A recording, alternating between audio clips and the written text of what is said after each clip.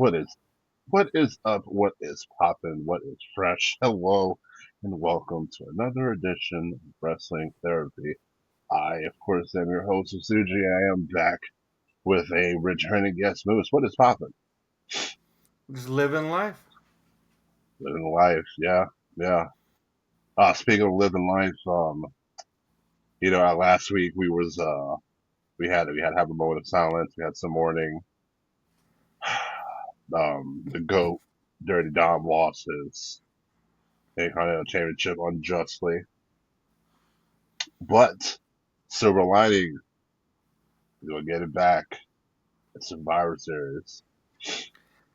Absolutely. I do want to point out that this week was like the first time I've watched a full Raw in a while. And starting off with the Cena Mysterio Sheamus tag match for Judgment Day. First of all, Dom Mysterio looks incredible going toe to toe with John Cena in the match and promo wise, which is fantastic. But that made me feel like I was watching back in 2010, one of the weekly episodes of Raw with that 6 man tag. And I love Sheamus putting Cena in the middle for the You Can't See Me. Although Rey Mysterio trying to do the beat to the bar in was so funny because he can barely reach over the ropes to hit while standing on the ropes. So he's just like tapping awkwardly. It's the funniest shit to see. But yeah, Short no, people problems. it was a solid Raw, and my girl Maxine won the Women's Intercontinental Championship. I'm glad you brought up that you watched Raw and you seem to have enjoyed it. And I've asked this a couple different times. I haven't really got a straight answer for most people, so I ask you the same question. Now, a lot of people enjoyed Raw, and I did too. But why was Raw enjoyable for some? You could say it was an AJ Lee return after she unjustly and illegally was ringside and screwed Becky Lynch out of her Intercontinental Championship, which she wasn't supposed to be there, but that's a different topic. We could talk about the Brock Lesnar return, the Roman return, the Cena match. What is the common theme out of all those people? Honestly, I feel like the vibe was. It felt like a Raw after Mania. Watching it through, especially with like all the returns, the surprise title change. I saw somewhere that this is Maxine's second pinfall victory in 2 years, and it was for a championship. It's just that feeling of anything could actually happen. Of people can come back, people can make appearances, people can win, titles that you didn't expect to. Back like same kind of feeling like when Santino beat Umaga, you never thought it was going to happen. A lot of people didn't think Maxine was going to win, especially because it wasn't that long ago that she was getting booed out of arenas when she was trying to have matches. And now here she is winning, relatively new title from Becky and bringing her up in the spotlight, just showing how much improvement she's had, and they have faith in her. So it's that positive feeling watching Raw where anything could happen. It's not just the Vision doing the same beatdown on a shitty Jey Uso week after week after week while he's already gassed before the match starts. It's, hey, we're actually going to have fun. Whoa, whoa, whoa. Homie's out of breath doing his own promos. I, no, I did think Raw was good, but it's like for me personally, I've enjoyed Raw more times than not. There's been times Raw has just been a slodge to get through. But Yeah. my thing is, once you have all these returns and then next week happens, people are going to be expecting it to be topped. And then when it's not, everybody's expectation drops because it's like, oh, well, that wasn't the same as last week. You can't have nostalgic returns come back every week. No. And honestly, I get why they brought Brock back, and especially they're putting him in War Games. Which, don't get me wrong, I was a fan of Brock, and him in War Games is going to be monstrous, but it didn't need it. Same thing with like Roman coming back. You had Roman tell the Usos, "I don't want to see you till Christmas," but he's conveniently there to face off Brock. And then in my head, I'm thinking both of them are. I mean, overall, War Games this year feels unnecessary, but especially Roman and Brock being thrown in, you didn't need to just use them as filler. The 4-on-4 would have worked. Yeah. Cody didn't really need to be in this match either. Mm-mm. Cody was just there, like, and I think that's also the problem with SmackDown, which is rumored to be going 3 hours back in January, which I, for one, absolutely hate that idea because trying to get through a 3 hour SmackDown was like trying to get through watching SmackDown twice. Right. Um, I know you don't really watch the weekly SmackDowns like that, so I guess for a casual viewer, it's fine. But you know, I enjoyed the Gunther Javon Evans match. I popped big for Dolph when he returned. Big Dolph fan. I popped for that. Nickname it, whatever. But yeah, will you watch Raw next week? Honestly, maybe. The only reason I really watched this past week is I had seen rumors of some of the big returns, and I won't lie, I wanted to see John Cena and where they went with him after the week before losing Dom losing the belt to him, and B, I wanted to see how they worked Maxine versus Becky. The rest of the show was good. I was mainly there for those two things. I'm not sure if I'll watch next week. Um, Only because again I feel like they're gonna run the same thing, and I will point out one thing that I did geek out over was CM Punk trying to murder Logan Paul when no one was looking because security's splitting them all up, and he just grabs the kendo stick and pulls it over Paul's neck and just carries him away, and no one helps him. No one cared. Like somebody help out Paul, damn it! Like just slightly behind everyone. He gets pulled away. No one turned to help. No one really cared. That was my biggest pop of that whole segment. Wasn't Reigns. It wasn't Brock. It was no one's going to point out CM Punk trying to straight up murder this man, and no one helping. Punk's like, look, if I could take out one, we'll have the advantage. Look, he fights dirty. He used to look like a meth addict back in the day with the long greasy hair, so he's ready. Yeah, I mean, it's something that you're in war games. Speaking of war games, AEW had their blood and guts last week. What are your thoughts on the women's blood and guts match in particular? So the women's, I think, should have been the main event first. But second of all, I want to. That was so intense. Between the bed of nails, which I didn't realize people didn't think it was a legit thing. And I love that Chris Statlander posted a picture of like, no, here's all the holes in my back from this shit. I loved I hate the name of it being Mother's Milk, but I like how they use Marina Shafir's chokehold to just beat the shit out of Mina with the belts. I love that it was Tony giving up, not even Mina. I loved just the straight brutality of everything. And props to Sky Blue because she was bleeding immediately and she was smiling and like I think that was a star making moment for her. Not only because she's in this, big war games esque blood and guts violent thing, but the fact that she's standing there covered in blood getting those pictures taken mid match. I feel like that's going to be like her Becky moment. Is this is what she's going to use to build off of. I can see that. But I can I definitely see that. absolutely loved it. I I, loved their creativity. The broken mirror was an insane spot to me. Um, yeah, yes. and I love that they brought pieces of it into the men's game later. And then Moxley had to tap on the glass to Kyle O'Reilly. But I love the women's match. It should have been the main event. It was absolutely brutal, and I loved every second of it. know most people know I am not a weekly AEW watcher, but I do try to tune in for certain matches or certain people. And I watched the women's blood and guts match, and I watched the Hangman Will Hobbs match. I didn't watch the men's. I was kind of good, Yeah. and I just I, I was just good by the time I got there.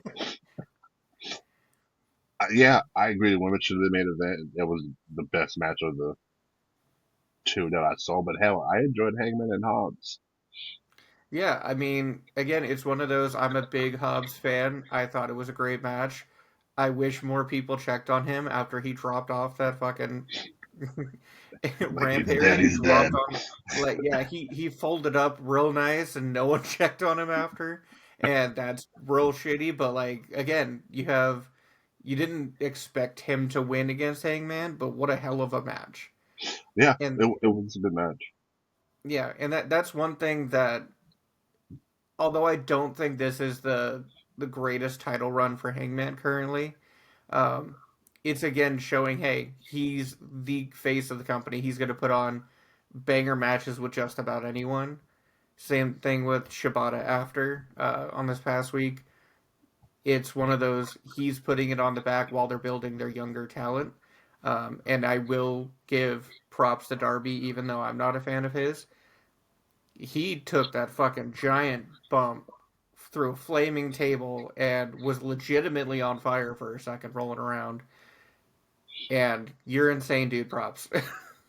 He is the modern day mankind, Mick Foley, Cat Jack, whatever version of him you want, which is funny because I don't see that comparison very much because if from what you hear about Darby, it's like, oh man, the insane bombs, the cool stunts, but it's not. Oh man, that was a solid wrestling match. I'm not saying Darby can't wrestle. I'm not saying that, but it was the same thing with Foley. You never heard like, oh man, that was a great wrestling match from Foley. It's like, oh, he got thrown off the cell. Oh man, he got his tooth knocked out, his ear ripped off, and I think it's a fair comparison.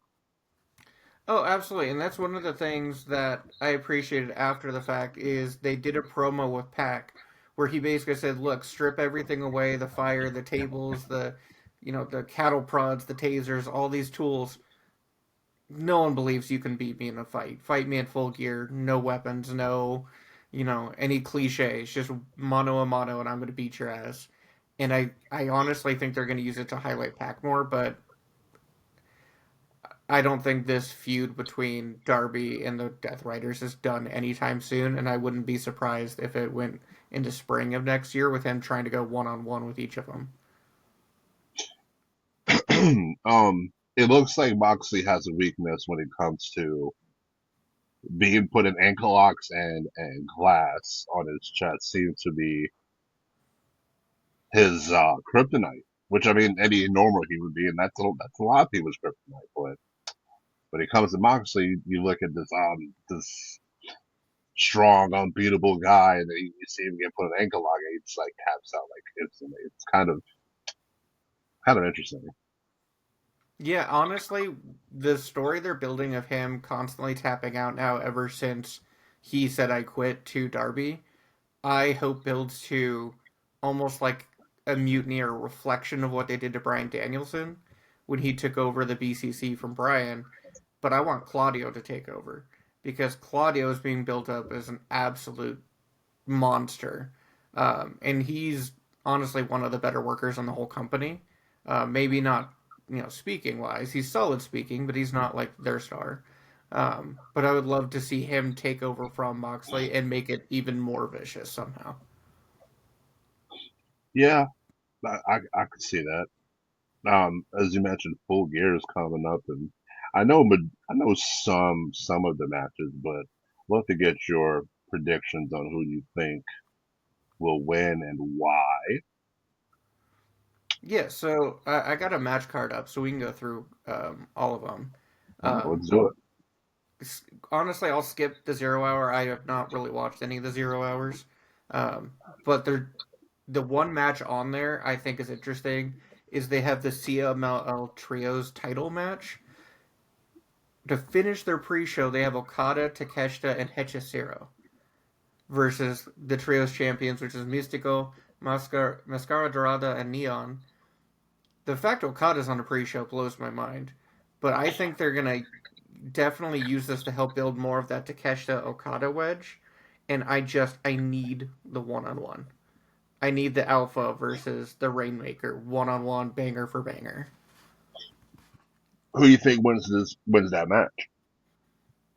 Oh, The CMLL guy. oh, okay, I interesting. don't see them winning. They're already dysfunctional. They've cost themselves tag titles and all sorts of matches. Hechicero's great to watch. I'd never heard of him until the Don Callis family and his little alchemy luchador style. He's honestly incredible to watch, and him and Bandito put on a match of the year not long ago. But I definitely think that it's going to be self implosion, and they're going to lose. So you got the CML guys Mm-hmm. winning. Interesting. Interesting. I like that. Okay. All right. And then the next up, and I'll say it correctly, unlike MVP who fucked it up on national TV. You have the AEW National Championship, and that's the Casino Gauntlet craziness that it is every year. Now, I don't think they need any more titles. I think they're good with the titles they have. I don't like the Unified Championship name. I think they should have kept it the Continental. Um, but this one's going to be interesting, especially since you have Bobby Lashley and Shelton starting the match. So you Hmm, could have them just kind of chill, or I'd love to just see them grapple because they're both monstrous. And for dudes that are in their 40s going to 50s, they look incredible. I want to point out. Um, fact. but I think this could be incredible. I love the match that they had this week with Bobby Lashley just squashing Ricochet and him screaming into the microphone as he gets choke slammed out of the ring onto the band. Um, I don't. I love Ricochet. I love the dumbass character that he's built. I love the bald gimmick. I turn to my wife and I'm like, him calling another man bald, is that a hate crime? I don't know how that fits in. Um, but I think that's going to be a banger of a match. I'm sure they're going to have some surprises in there. They always have at least one or two like returning people in that match. Honestly, I would love to see Brian Cage in there just because we haven't seen him forever. And he always has big, awesome spots because he's a big, jacked motherfucker who can move really well. And his discus clothesline is great. So I'd Is love to see Warlow still him. hurt? Is who? Warlow. I believe so. He's always fucking hurt. He makes a return, hurts himself. Makes a return, hurts himself, and then can't cut a promo. I don't see the hype with him. Shots fired. If you want a big beefy motherfucker, go with Hobbs. He's great, and I'm he not doesn't gonna get disagree. injured as much. Okay. So that one's gonna be fun. I love that Jet Speed's in there. It's gonna throw more combos in there with them and the Hurt Business. I think MVP's in there. I don't know how much he's gonna do because he's great, but he moves slow now. Just his style and his injuries. But honestly, I want Ricochet to win this match just because it puts the big gold on him with the demand, kind of solidifies it. He's funny as hell. He's a good heel. There's not as many heel teams or heel champions right now, so give him the belt. Let him be, the kind of chicken shit joke that does the flips and then gets squashed by Bobby. But at least he has a belt. All right. Nice. Risky pick. I like the risky pick, Ricochet. All right. And then if you want to give a guess, or I can go to the next match. Um, I am always gonna go when when the Almighty Bobby Lashley is in a match. Um, I am going the Almighty Bobby Lashley. I mean, solid, safe pick. I would say of the Hurt Syndicate, if any of the three would win, I would love to see Shelton win.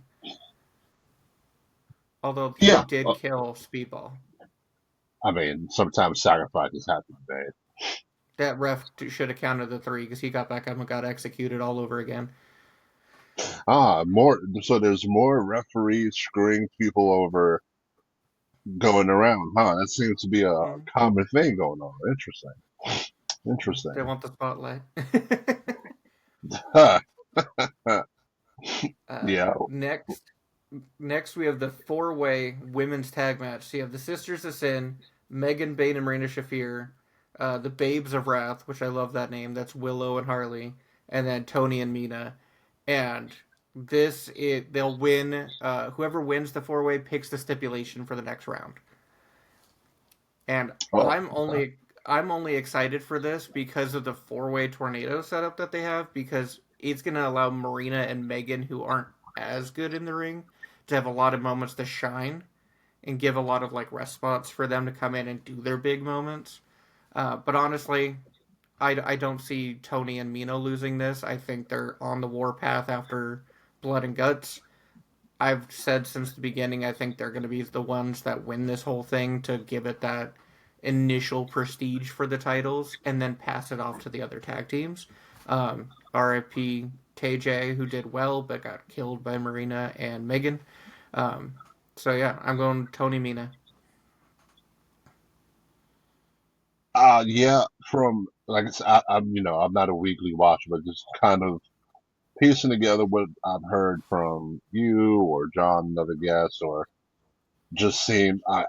I agree with the sentiment. I feel like they're building this for Tony Storm and made us to just kind of win this tournament. It makes sense. I've seen people upset that the only actual tag team didn't win this tournament, which fair. Yeah, But I mean, I feel like they could dethrone the whoever the champions are. yeah.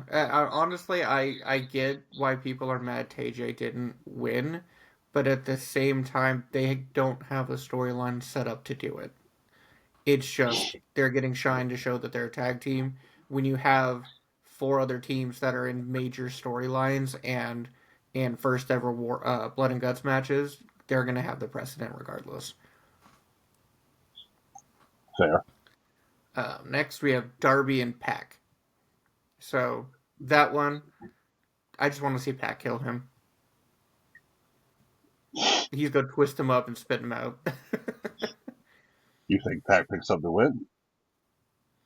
I think he's coming back. He looks super strong. Darby, they might have Darby win because they do like having the good guys win, but I just want to see Pac twist them up and spit him out, because Pac honestly is super underrated, and deserves more. He's had a few titles in AEW, but this version of him, almost looking like an old school like Dynamite Kid attire, I think is going to be brutal, and I think they're going to strap a rocket to him. So hopefully, you know, he just twists him up, spits him out, and gets the W.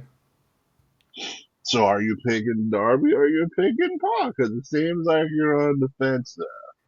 I'm picking Pac. Uh, I could be wrong. I'll take the L if I win or if I do, but I think Pac is gonna go for it. I'm with Darby. Just from what I've seen, they're building him to be credible with these wins and stuff like that. I'm gonna go with babyface. Babyface gets the W here. That's solid. Next we have Moxley and Kyle O'Reilly as Kryptonite with the ankle lock. Um, I think Kyle's gonna win. I think there's going to be conglomeration fights off the outside interference from the Death Riders, and it's another tap out, and that builds the Moxley losing grip on the Death Riders. Yeah, from what I've seen, I feel like a lot of what I've seen from Moxley over the past few months have been losses where he normally wins, which is interesting. I agree. I do. I think Kyle O'Reilly's gonna win and just put the ankle lock on Moxley, and Moxley's just gonna fold the kryptonite. Yeah, absolutely. The next up is going to be Jurassic Express and Kenny Omega versus Josh Alexander and the Bucks for $1 million. And honestly, I don't see the Young Bucks winning. I think they're going to go back to losing. I think it's going to be them not joining the Callis family that cost them. with their dynamic with Josh Alexander, which they were already showing this past week. Um, Jurassic Express has come back and been on fire. Kenny just came back again from another big ass beatdown. And I think they're just going to run with the story of them not joining the family for the Bucks and being broke as hell, and maybe getting back with Kenny Omega and the Bucks, and Jurassic Express. I think they're gonna have the baby faces win, and we're gonna have Tarzan Boy playing, and everyone doing the wave. I don't have a vibe on that, but I now that you kind of explained what is going on with the Bucks, it sounds like they're trying to do the bum ass Corbin deal Mm-hmm. in a way. And this is Omega's first match back since he got taken out. Not his first match back, but his first like big like highlight. He's had a couple Oh, matches in between, but they've been kind of like almost like throwaway matches. It feels like where it's obvious that he's gonna get the win, and then they do a beatdown after. This is the first like big match. okay. Yeah, yeah. This feels like a very babyface heavy show, but yeah, we'll go to babyfaces again. Solid. Next, we have Kyle Fletcher, the Proto Star, and Mark Briscoe for the TNT title. If Briscoe loses, he has to join the Callis family. Oh, okay. See, I didn't know that. Kind of interesting. Yep, he has to join the Callis family. Currently, Kyle Fletcher is 3 wins, 2 losses against Briscoe. So for me, I as much as I hate it, I would not be surprised if they have Briscoe win, just to have him finally conquer, not have to join the family, stay with the conglomeration. But I'm going to go Kyle Fletcher winning, only because inserting Mark Briscoe into the Callis family, I think, is going to be how they help split it up more with how many people are in that family. Him wedging between Kyle Fletcher and Don Callis, maybe, while you still have Takeshita and Okada fighting on the other side. So they're like injecting all these variables that are going to help split it up. So you think Briscoe joins the Don Callis family? I think he loses after a top rope brainbuster from Fletcher and joins the family, and it's almost like a Cena joining the Nexus. Okay. Looking at it on paper, I just without even knowing that stipulation, I was going Fletcher, but yeah, the thing is where a heel finally picked up a win here at the show. Next, we got Brodito versus FTR for the tag titles, and I mean, I see FTR winning. I don't see why they wouldn't give them the win and have Brodito start doing their own thing, because Brodito's still ROH World Champion. You can have Brody King start going for singles titles. I agree. From what I've seen, I think Purdue has had the belt since like July or something like that. FDR's been sniffing around the title scene. Feel like it's time to just go ahead and put the titles on them. And if they're going to do the Cope and Christian feud, might as well restart here. So yeah, I'm going FTR for the win. More, all right, another dub for the heels. And then Statlander Mercedes Monet for the women's title, and for Mercedes' 14th or 15th title. I think it's our Um, 14th. I don't know. She could have another match in the next day or two at another promotion, get another one going in. She works Having a every match day. right now. Having a match Yeah, right now wins the title. I'm like, fuck, we're already behind the eight ball. Um, I think Chris Statlander wins this. I think it's too early for her to lose. She's only had one big defense against Tony Storm, and the heels won the Blood and Guts. Mercedes doesn't really need another belt, and honestly, if they have some chicanery or bullshit for her to lose, it's believable. She lost to Tony. Tony lost to Chris. So it makes sense for her to lose, and it's not going to destroy her reputation if she doesn't win the world title this match. Would this be her second shot at the world title? Yeah, so she went against Tony Storm at All In May, and lost after like crazy match and getting her shit ate literally by I Tony saw during the that. match. Um, Saw I that. love I love Tony tweeting out or putting out later like, "Thanks for keeping all your lips clean." Um, but yeah, no. So she went against Tony. She lost. I think she could take another world title loss and then come back for the third. When it's not, hey, I need 15, 14 belts. When it's her main focus. Um, yeah, yeah. I think we'll go Statlander. I just kind of reiterating what you said. When they doesn't need it, she could pick that title up later.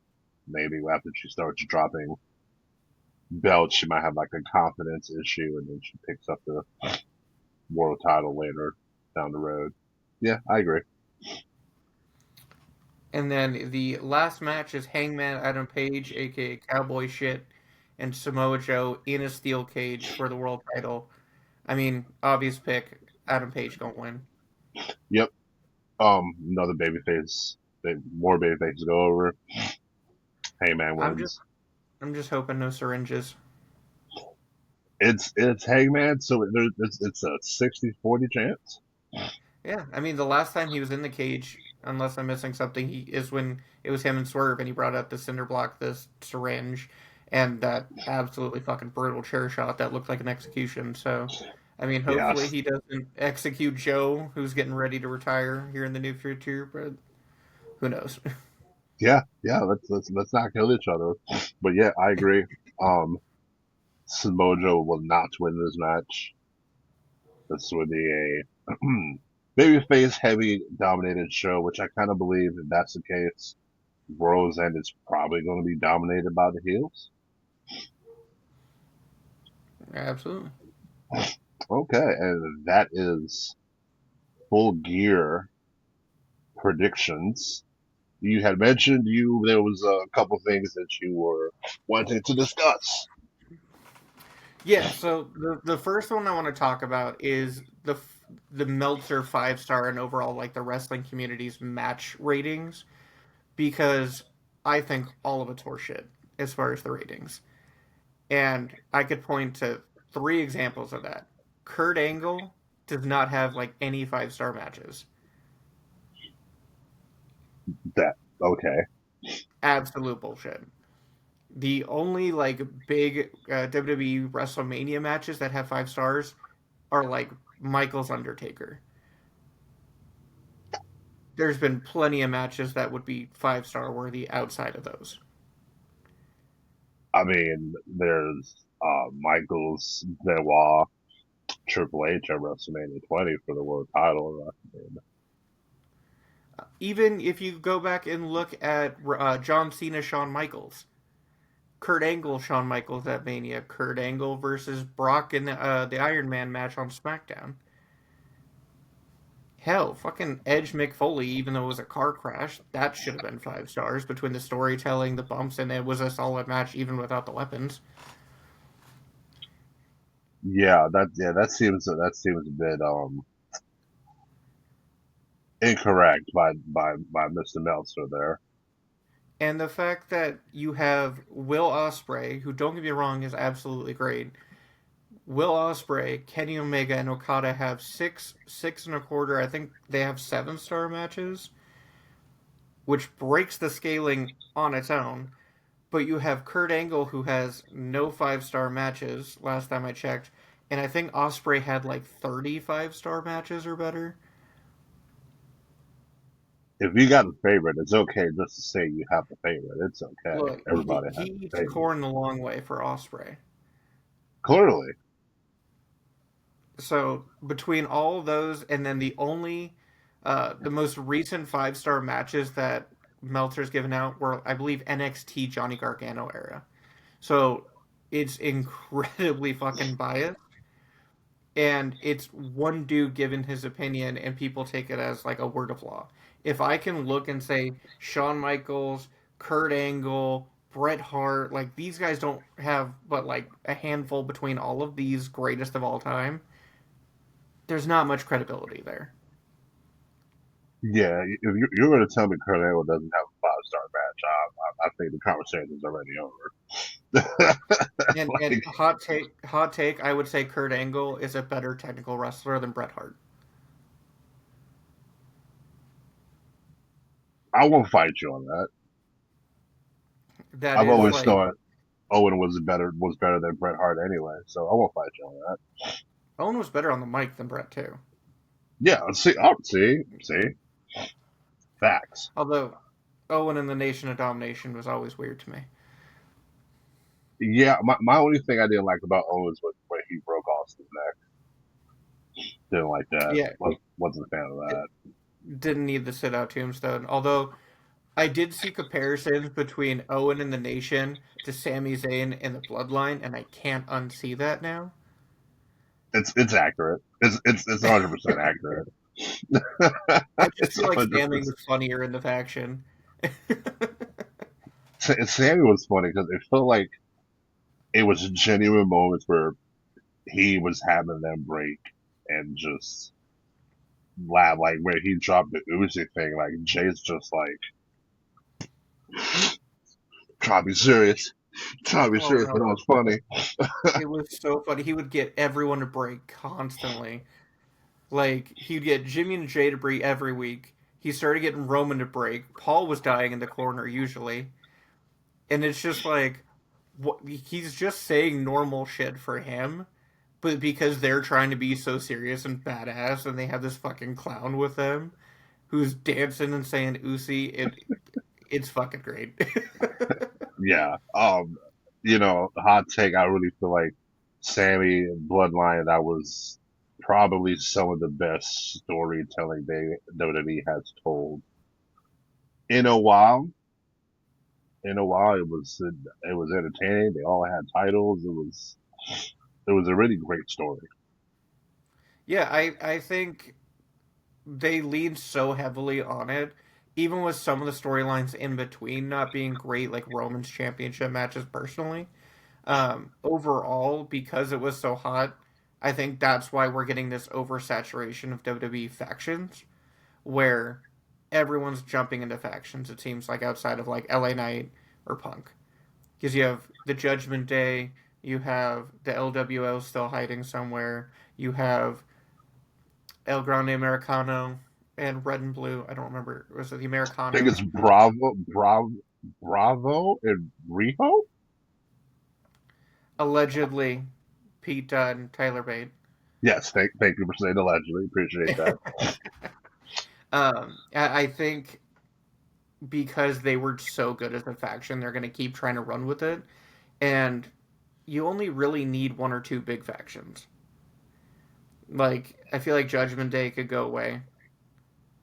And, overall, you'd have a better Monday Night Raw if the main faction was just the Vision. I, I feel like if they turned Judgment Day face, it'd be something different. I would like to I, see Judgment Day as faces because Finn is over as a face. Roxanne's young. People can get behind her. Raquel gets unnecessary hate personally, but that different conversation there. Raquel's great. I don't care what people say. She's great. And the fact that she can work so well with anybody is really underrated. I mean, hell, she put over Mandy Rose in NXT back in the day and made it believable. So Man, I I think it would work if there was a face faction. I don't know if you could turn the Judgment Day itself face. I think they'd have to rebrand to something else at this point. Um, but no, I think they need to take a breather from factions at least for a little bit, and just leave the Vision. Although get Logan Paul the fuck out of there after War Games. As much as yeah, I hate Logan Paul, he has a great finisher. Pulverizer. Yeah, that shit's good. Although AJ probably made it look way better than it needed to be. AJ could take a finisher from a mop and make it look good. I mean, Kenny's actually done that and a blow up Yeah, doll. yeah, that's true. That's uh, rare talent, man. That's people don't understand. Like you can go in there and have a match with a fucking blow up dog, and it be a banger, and it's better than some matches you see now. That tells you how talented that wrestler is. I also want to point out real quick because it just came to my brain the injustice it is that out of the entire Alpha Academy, the only one who hasn't won a title has been Chad Gable. He's he's won the tag titles. Not since Alpha Academy started. He has not I won mean, any title since the Alpha Academy started. Akira Tozawa has won the 24/7 belt. Otis won the Money in the Bank, and now Maxine's won the Intercontinental. The only one who hasn't has been Chad. well, Otis didn't do shit with that Money in the Bank briefcase. I mean, he. Yeah, but he still won it.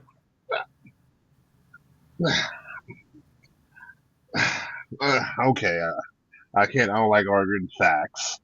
Facts are facts. He won it in the same match that Rey Mysterio got thrown off a fucking building. I would never forget that Money in the Bank match. I remember I was watching it with my friend, and it was near the end, and I was like, "Wouldn't it be fucking hilarious if Otis, if the briefcase just somehow fell to Otis's hand and he won it?" And it was like not even 30 seconds later, it's just like Otis is holding the briefcase. I'm like, "Oh, Honestly, if they were ever gonna do the Money in the Bank cashed in on like a mid card title, like they did Austin Theory, I thought it would have been with Otis. it would have made sense. I could have seen him taken from the U.S. Championship or whatever." Yeah, I thought that would have been more believable. Um, but I mean, to each their own. But yeah, Chad Gable's the only one who hasn't won. And speedy recovery. That dude posted a few pictures. Training to come back. He looks monstrous. I mean, the only reason Maxine won was because we have an unjustly unruly referee in Jessica Carr. I used to be a big fan of Jessica Carr, but her actions against Becky Lynch are deplorable. She should be suspended indefinitely, and Becky should have her title back. That's just my opinion, though. But that's not just me saying that. I've also heard rumors that Sports Illustrated has also said the same thing. New York Times has also said the same thing. So this is not just me. I'm I'm just stating what the people are thinking. Look, Becky is great, but she needs to stop picking fights with refs. Although it is giving me the same vibe as like Triple H back in the day when he'd pick on the refs and they'd fight back. You know, you know what actually what I would like to see out of that Becky Jessica thing? A match.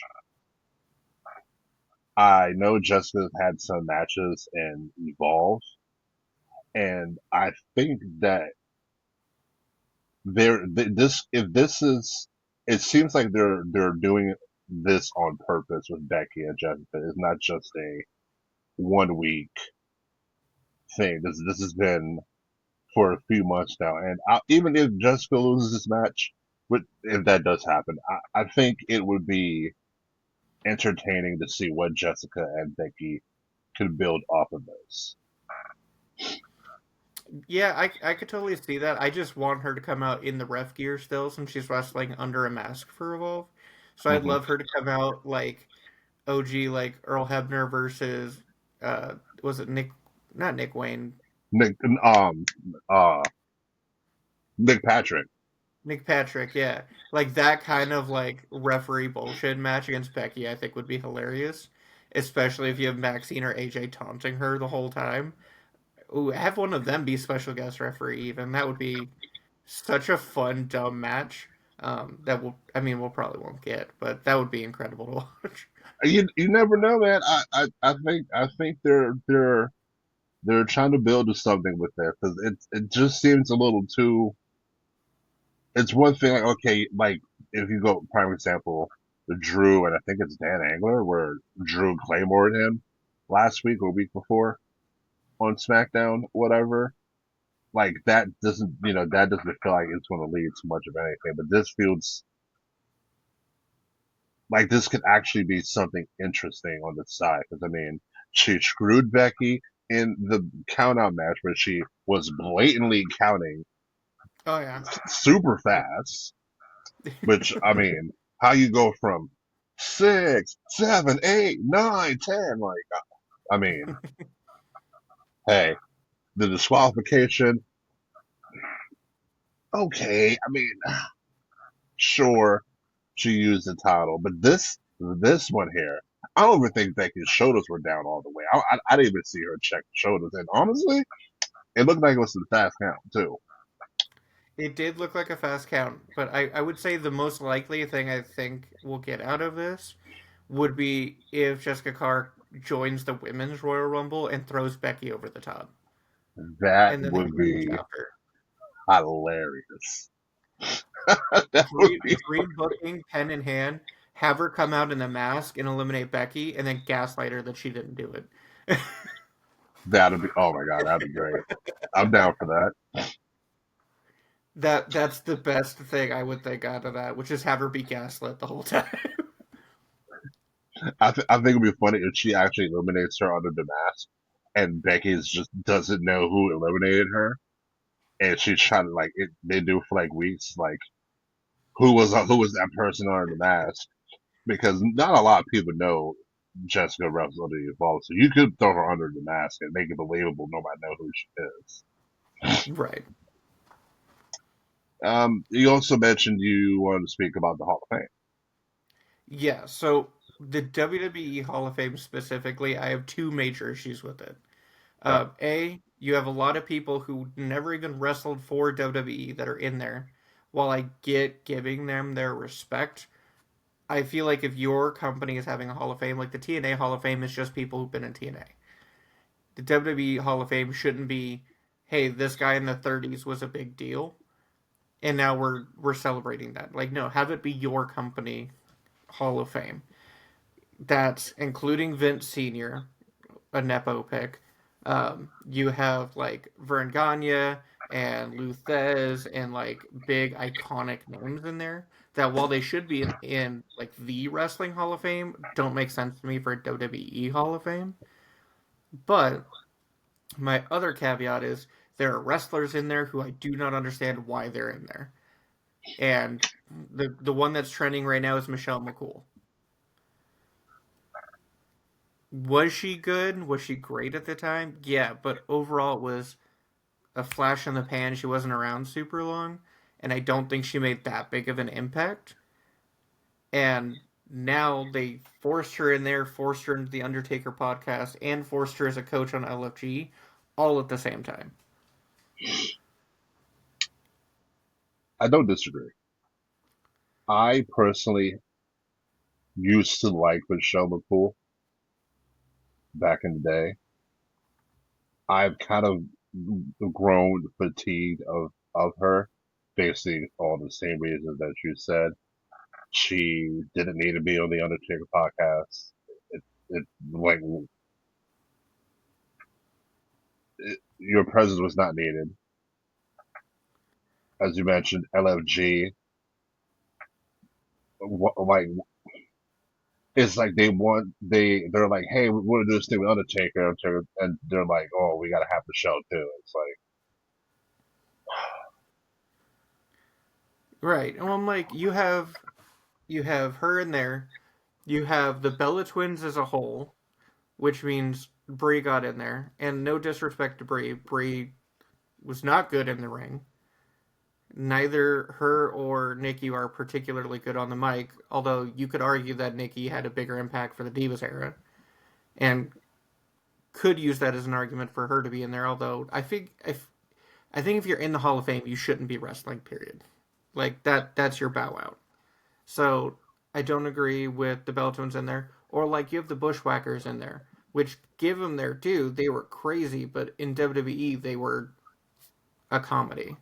They didn't end up doing much outside of like, oh, I'm in the ring, I'm out the ring for the Rumble and some tag matches. They didn't do anything spectacular within the company.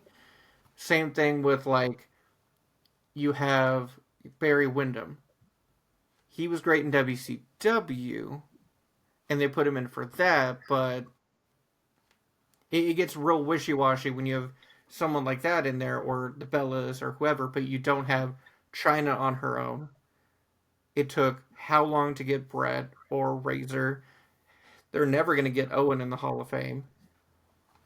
You have glaring issues with Bushwhacker is in, but China by herself is not. I I agree. I would slightly push back on the Bellas, and I am the last thing for the Bellas fan. But for the time that the Bellas were around, they did revolutionize women's wrestling to a degree. They did have a TV show that was Total Bells, which was wildly popular. I would say based on their popularity alone, especially for among other women, I could see the argument of them being in it together. Now, if you're going to say, hey, let's put Brie and Nikki in there by themselves, completely different. But as a team, I'm okay with that.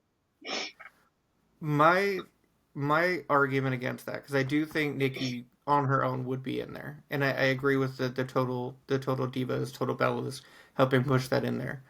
But you have them in there before Mickey James and Michelle McCool in there before Mickey James. I'm not going to disagree.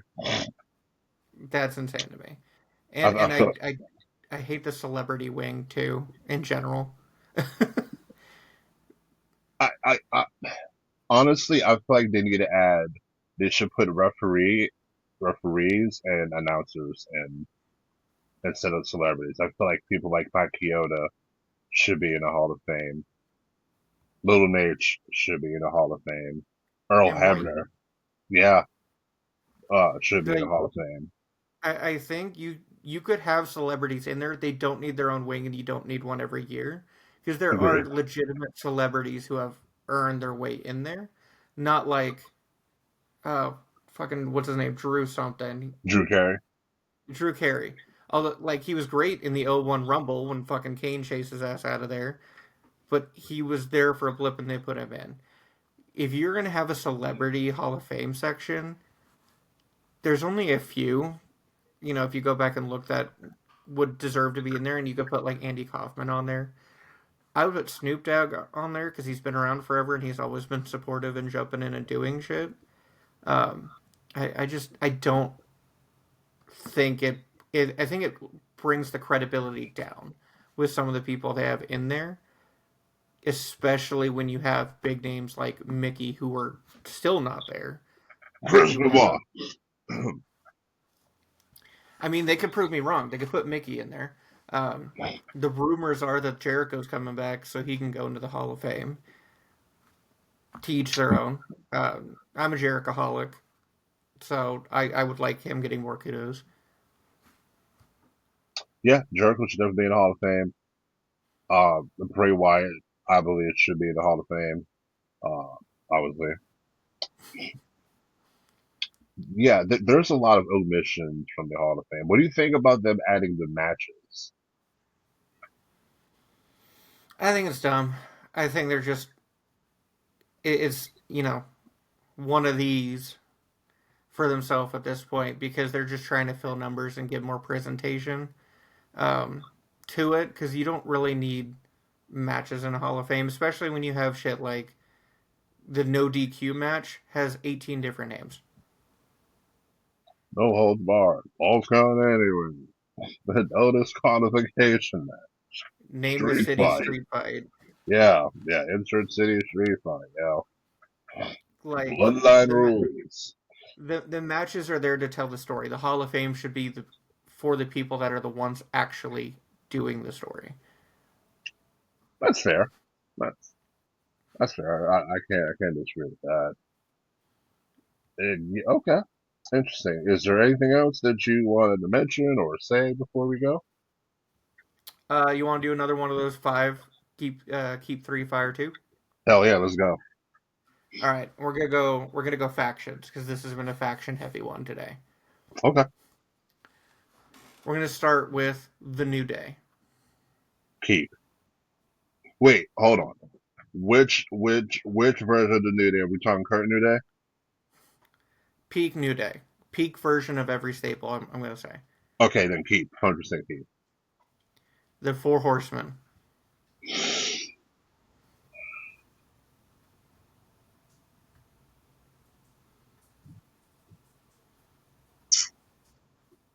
Fire. The NWO.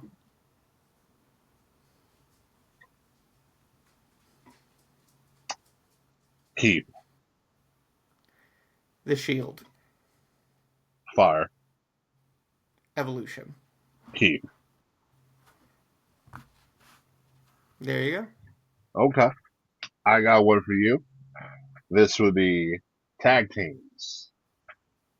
Just, act like Dudleys or, Hmm. okay. This would be from this could be from any era or whatever. Legion of Doom.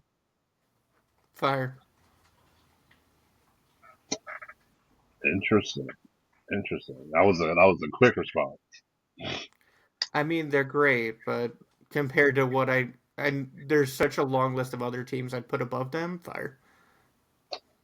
Edge and Christian. Keep. The Dudleys. Keep. Undertaker and Kane. Brothers of Fire. Destruction. How dare you? I The love them disrespect. individually. As a team, not a huge fan. The two-man power trip. Keep. Hot I think class. you're not going to get a better heel duo that, mix up that shouldn't have been a tag team that worked really well as a heel. And their tag match against, I think it was Jericho and Benoit. I could be wrong on Benoit. We're talking about the Was one where he tore his quad. Yeah, that Taurus quad, which helped build Triple H's empire. So definitely keep. Yeah, I agreed. That's love the two-man power trip. A lot of people hated it. I'm like, why? It's two guys that are single guys that didn't like each other, but now they have the same goal, but they still don't trust each other because that's just who they They are. shouldn't. Yeah, the Kabuki Warriors.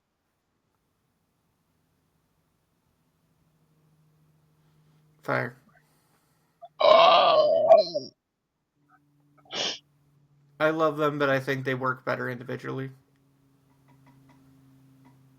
I couldn't see myself flying off there. I can do it.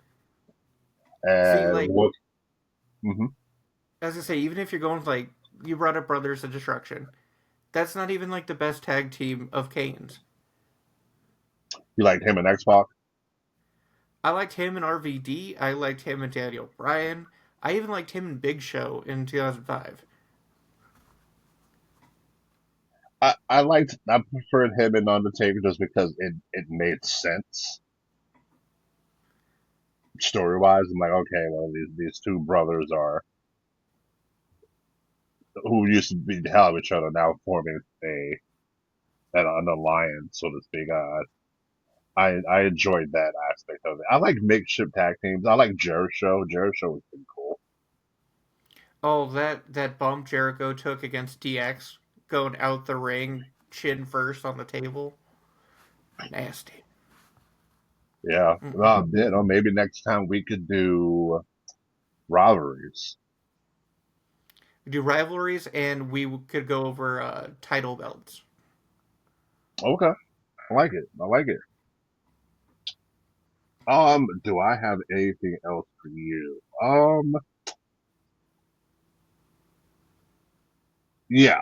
I got one game for you. We can do championship dethrone. Who should dethrone said champion? Hmm. All right, we can run through this. Let's see. We have the new NXT Women's Champion, JC Jane. Insane that she's champ again. Zarya. Oh, not where I thought you were gonna go with that one. Okay, I like it. Let's see. The AEW World Champion, Hangman Adam Page. MJF, who sleeper pick MJF returns in the national title Casino Gauntlet. Okay, okay, interesting. Ricky Satan's the NXT champion. Darula Obafemi, who cooked him on the mic. Dear God, Oh yeah, oh man, oh boy. I just felt like Ricky Satan should have just been like, "Here you go, bro. You got it. You just got leave. it.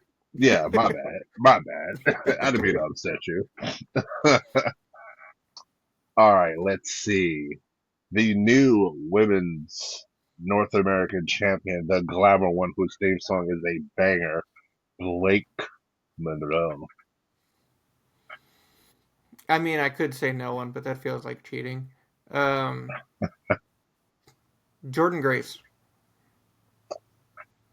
Yeah, Jordan is a good one. And then this one, last one, super easy. There's really only one answer that I'm looking for. Actually, no, there's actually two more. There's actually two more I want to do.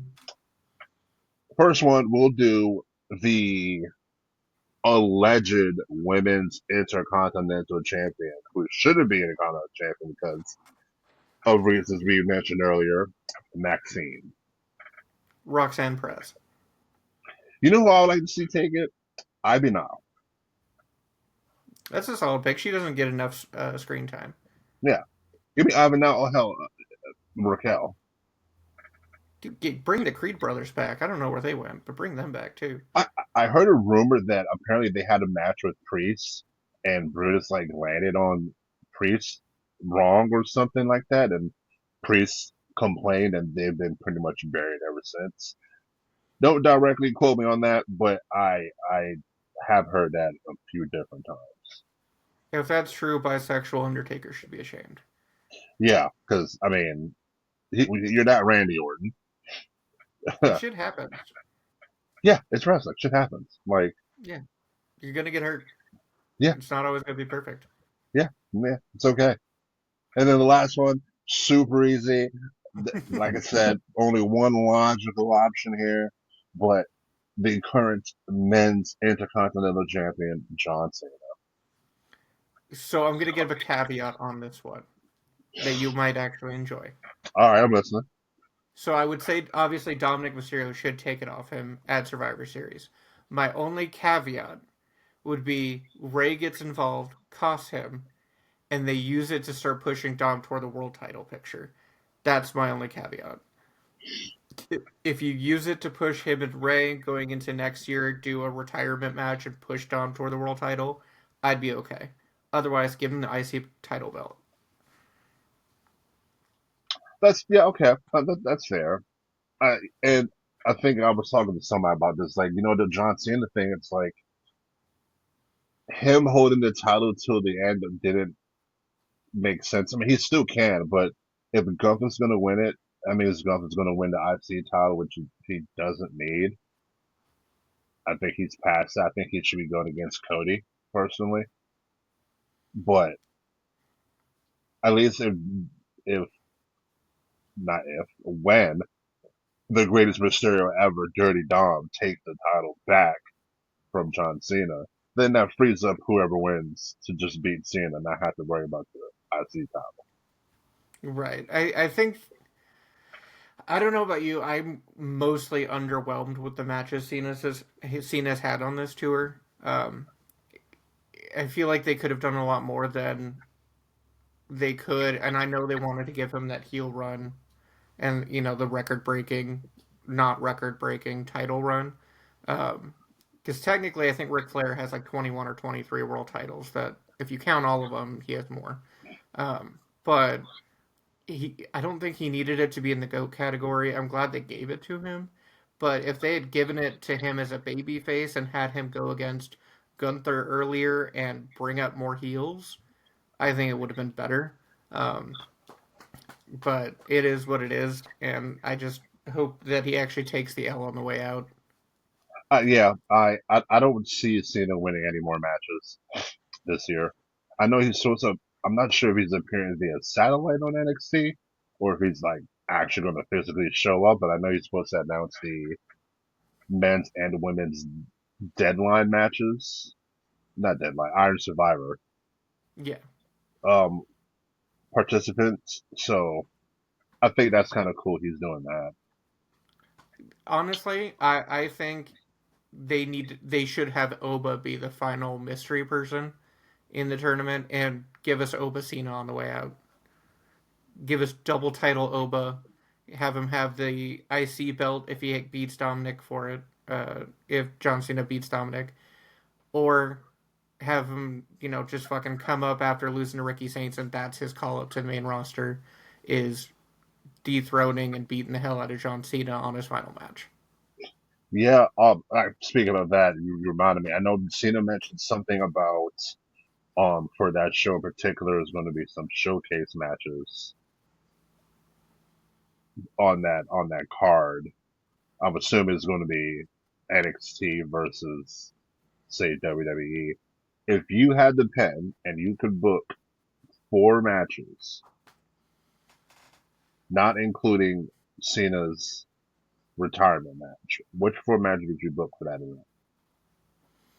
So I would have Javon and Leon Slater, Hmm. and I would have them taking on the New Day.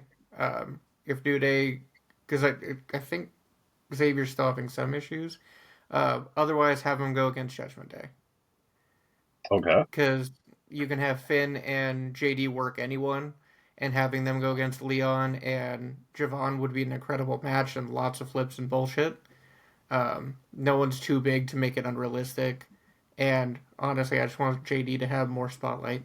Um, I'm biased for JD, but I'd also put on there. I put Blake Monroe. Honestly, you could put her in there with anyone, but it would be Sol Ruka and Zarya right now. Um, I would have, if he's not his final opponent, Oba versus Ricky. Have him run it back because I think Oba's going to win it back, so you can have another rematch realistically there.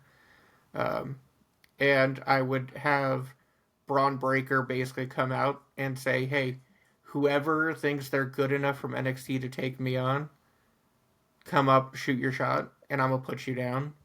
And you could have Trick Williams come up, and that's going to be his like face debut. Okay.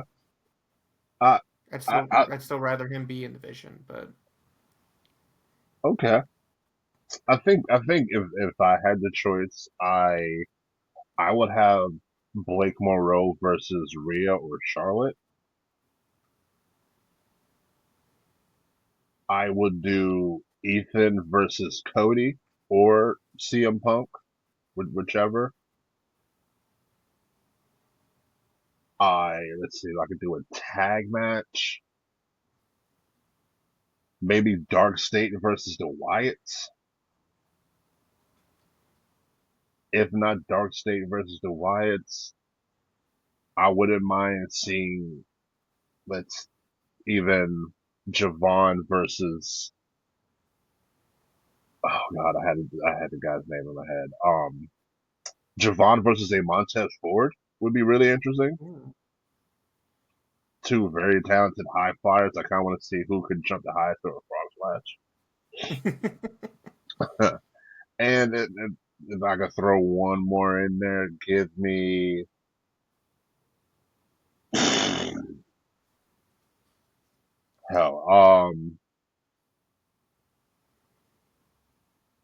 hell, give me Oba. Give me Oba versus Braun Breaker. Ooh, that would be solid. Yeah, I think if they're gonna do a showcase, let's do it. Let's do it up. I got one for you. What you got? If you could insert, because the Vision's all about the future of the company, if you could put one woman in the Vision, who would you put?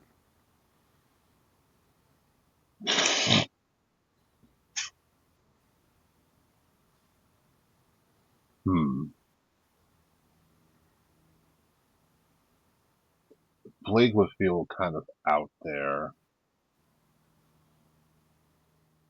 Maybe Zarya? I could see that. If either Zarya or Big Cat, the Kid Alliance. So bad. Oh, That's yes. that's terrible. What? I was gonna say Julia because they could theoretically just have Keanu James dip and put Julia in there. I like the Kiana James and Julia aspect. I wish she had another person with her to manage, Yeah. but I do like the pairing. It gives her a mouthpiece that's somebody that could actually speak English clearly, because these fans are like, what? And hot take, the what chance the worst fucking thing that Austin's ever done. I mean, I would say him killing Lance Storm's career, calling him boring, and coming out and sleeping on a pillow during his match is worse. But I would agree the what chants are pretty bad. I hate the what chance. It's like this person's trying to cut a promo. What? Shut the fuck up! Like, oh my god, what chance is like the instant trigger to me. Like, Hot take: Lance Storm's super kick is up there as one of the better super kicks. yeah, oh, well, yeah, Lance Storm is criminally underrated, but That we that that like overall one of the better ring workers of the era, but that super kick specifically looks like he's putting 183% of his body weight behind it and taking their head off. absolutely. And hell, we could do a whole episode on underrated wrestlers, which hell, that could be a future episode. Yeah, I'm totally down for that, but I mean Lance Storm, you deserve the world. Yeah, yeah. Dolph Ziggler should have been a WWE champion, but like again, different conversation. Yeah, he was bogged down by the zigzag. That was a horrible finisher. We could do an episode of horrible finishers. there's there's so many things we can talk about. But yeah, I can go ahead and wrap her up. Is there anything else that you want to plug that you have going on or anything like that? Catch Catch me on Twitch, YouTube, Instagram, and TikTok, and a my own podcast in the works that talk about all things, not just wrestling, but wrestling will be included. Yep. And also, if you are a book fan, one of my guests, Stella Shelton, she has a book. I believe it's called Pinned by a Champion. I will pin the link somewhere on the TikTok page. Go check it out. Support. It's wrestling romance. I think you will like to enjoy it. But that'll be all. Stay safe, stay blessed, and hopefully next time we talk, Dom will be one step closer to becoming a two-time double champion, which is two times more than his deadbeat dad, Rey Mysterio.